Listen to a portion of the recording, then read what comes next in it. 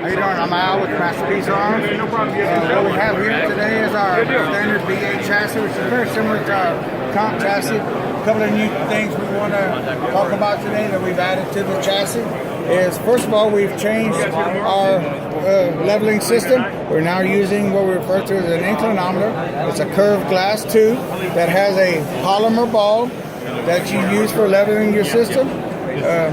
In contrast to a level, the bubble's always on the high side. This bead is always on your low side, and you'll drive it to level the system instead of doing the opposite. Clamps in, it's changeable, a little more accurate. Barometric pressure won't affect the size of your bubble. We have a new weight system here. We're adding, you have weights that'll fit inside of the chassis. You don't lose any of your functionality.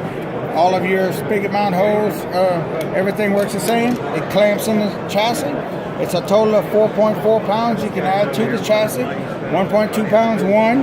You have a weight here that replaces your monopod, which is 1 pound, and an enhanced bag rider that's made out of steel that is 1.2 pounds. This enhanced bag rider can be tilted.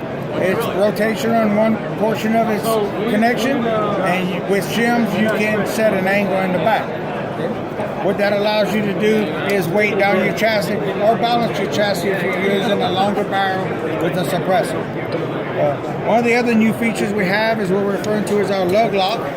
And what that is we've machined in a tapered surface in the front of your lug pocket. And once you mount your chassis, mount your action into your chassis, get it torqued down as normal, we have a barrel that's on the front and with several different sizes according to which thickness of lug you're using, and there is a screw on the bottom of the chassis. So once your chassis is locked in, action is locked in, torqued down, you will tighten that screw. That barrel will be pulled down in front of your lug, and it'll give you an extra point of contact locking your lug in. It works great, especially with the new switcher lugs. That way when you remove your barrel from the action, it maintains your lug in your chassis. There's no chance of your lug falling out or moving, shifting. Perfect. So do you guys still retrofit the chassis for the feature like drilling the hole for this? Yes, we do not retrofit for the new inclinometer or the lug lock.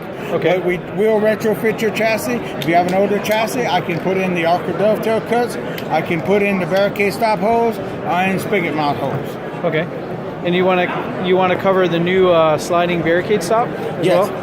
Also for this year, we have a new sliding barricade stop. So traditionally, our barricade stop worked off of our pin system. It's there in the bottom of the chassis, and you worked off of whatever barricade size you have.